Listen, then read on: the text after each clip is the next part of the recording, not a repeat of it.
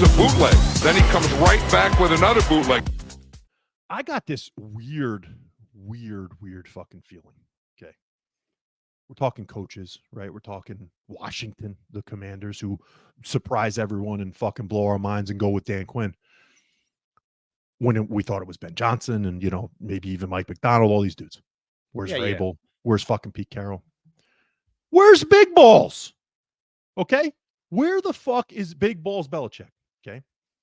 And I said to myself, best coach of all time. Okay, maybe can't win without not according to Marlon Humphreys, by the way. Tommy Brader. Well, we'll get into that in a second. But I said, well, okay, Vrabel.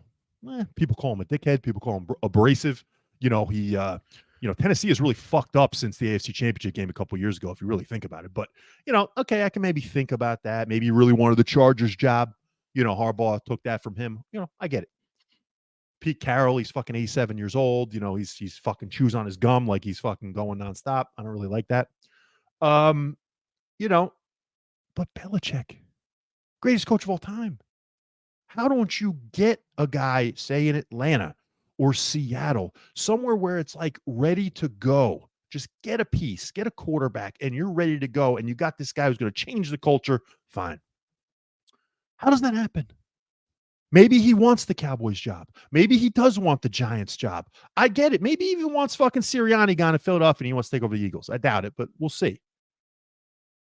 But honestly, I asked myself the question. Big Balls is 15 wins away, Scotty, from breaking Don Shula's record. All-time wins for a head coach. Okay. But as we remember, the New England Patriots in the Bill Belichick era, the regime, if you will, I already know where you're going with this. had a lot of fucking bullshit going I don't like it. I don't like it. Yeah, the Tuck rule with Tom Brady. Nobody knew what the fucking Tuck rule was. But, that's right. We got to have the Patriots win the Super Bowl this year because we just got our fucking towers taken out by these fucking assholes. And we want the Patriots to win the Super Bowl. Okay, fine.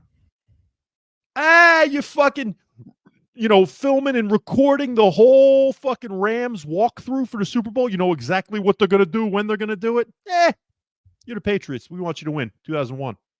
It's one of my favorite fucking memories of my life watching football, but now I know it's tainted. Imagine if you were alive for the Joe Namath fucking Super Bowl.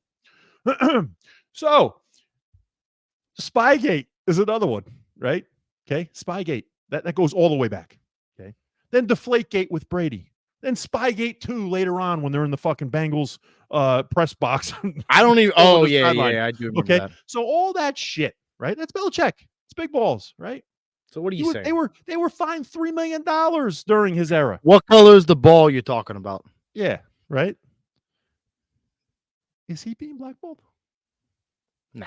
Is Bill Belichick Mr. Big Balls? Look, being blackballed by the NFL because they don't want him to be the top dog head coach of all time. This is his penance for what he's done over his career.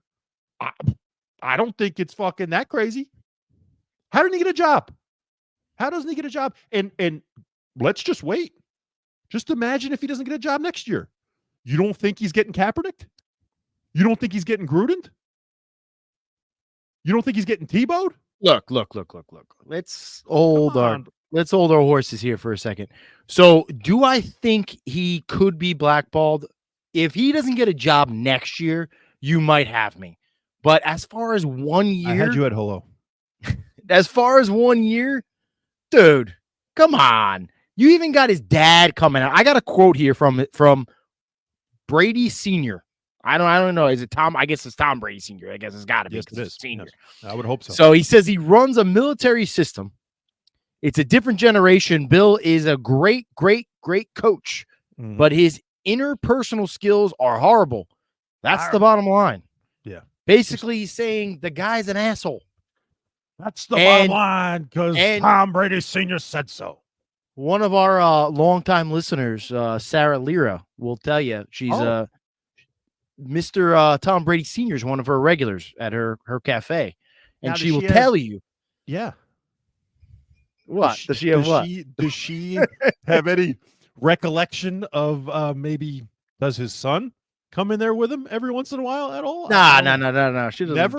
doesn't know anything about that. Okay. But she knows the father very well, and she will vouch and say he's an honest stand-up guy, and I'll take his word. He's basically saying Bill Belichick is an asshole. So with that being said, Yeah. I'm sure he had a lot of problems in a lot of his meetings, a lot of his interviews. I'm sure people are saying, okay, we don't think you're going to be here long term. So, we don't want to start something over. I said to you this the other day, just randomly talking about this, not talking about the Black Bowl, but just in talking about Belichick in general. He wants to go, or not him. I'm sure he doesn't care where he goes. But a team that wants to bring him in, knowing he's only got maybe 2 years, is not going to bring him in unless they're ready to go. And the only team on this cycle that was maybe ready to go was the Chargers. And Jim Harbaugh was the clear-cut favorite out of everybody. Yeah. So who else was ready to go? Atlanta. Seattle maybe. Atlanta doesn't have a quarterback. You got Kirk Cousins. You got Russell Wilson. I'll tell you but you can't guarantee that. Yeah, you can. I mean, Atlanta was the big one for me for two reasons. One, because of the roster. Number two, because the owner is 98 years old. Okay. You're not going to wait. You really think fucking Raheem Morris is going to win a Super Bowl in the next couple of years? Absolutely not. I don't know. No, it's just he's not okay, if you stack him up with Belichick, who would you rather have? Raheem Morris? Give me a fucking break. So there's no rational reason why. What about your boy Humphrey? And I kind of agree with him. So what did Marlon say? So I got that quote here for you as well. I want to read it directly so that I'm not misquoting it. He tweeted, "The greatest coach of all time," in quotation marks, "did not get hired out of 6 head coaching jobs open. I think that debate can be put to rest now." What he's saying is what I've been saying. This guy hasn't won before Tom Brady. He never won after Tom Brady. So as much as I respect him, and I will call him the greatest because he's got the rings, he's got the championships, I feel more comfortable, though, if you had to put a gun to my head and say X's and O's, leadership, everything, who's the greatest, blah, blah, blah. I feel more comfortable calling him the greatest DC of all time, opposed to calling him the greatest head coach of all time. Would you say that does it factor in to the big ball's legacy of you believe that the scandals and all of the bullshit impacted how he won? Do you think that's legitimate? I don't buy too much into that because I think if he was doing it, there's probably a lot of guys doing it. Okay. I mean, because if anybody does, you don't think Sean Payton was doing some shady stuff? Oh, Come on. Of course he was. And you push the line, right? I think he created lines, but you push the line when you want to. And especially when you want to win and that's all you want to do. Here's the thing though. You don't think the NFL knows that? You don't think the NFL thinks, I know all that shit that you did. Maybe you shouldn't have 333 wins. I'm not saying it. I'm not saying it's not possible, and it's a good point to bring up because I haven't heard anyone say it. I'm just not ready to go there yet. I need him to miss out on another coaching cycle for me to jump on that boat. We're going to put a stopgap in this right now, and we're going to keep track of it, especially for next year, because if he then goes all of a sudden like he's just now he has a 5-year, $100 million deal with Fox or NBC or CBS or whoever, and he's just going to do commentary, then I think we know where we're at. And I think maybe think that's because no one's going to hire him. And I'm sure exactly. And I think then, I'm sure Cowherd and Undisputed and First Take will jump all over it in about 6 months after I've said it, because that's what they do all the fucking time. They're always 6 months behind me. By the way, before we go on, I just want to say there is a opening in the New York Jets front office, offensive coordinator, offensive assistant job for Bieniemy. Come on in. Hello. Any day of the week, baby. Problem is, I know you're gonna say he's going back to Kansas City.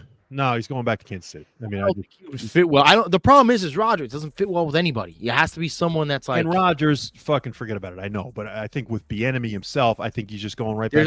There's a lot of talks though about them trying to get a different person in there to minimize Hackett's role. Nat Hackett, you know. Nat the Hackett. The Nat. Real quick, can we just figure out like Nathaniel? Like, what is it? Nate? I don't know. I don't know where Nat Nathaniel? came from. How does but Nat? I love it because it sounds like something annoying, and that's what he is. Hi, something that needs to be fucking. Yeah, exactly. Yeah. Oh God, but it ain't gonna happen. Imagine Bieniemy with Aaron Rodgers. They are like oil and water, brother. Oh, I don't think so. Bieniemy's a hot ass. He's a hothead and a hard ass. He's a fucking hot ass. Where's your mind at? Huh? Yeah, I was gonna say, let me take him to dinner. No, but like, you know, he ain't gonna blend with Rodgers, unfortunately. But he's a great offensive mind for sure. I think he goes right back to Kansas City, and that may be your fucking saving grace for your boy Mahomes. All right.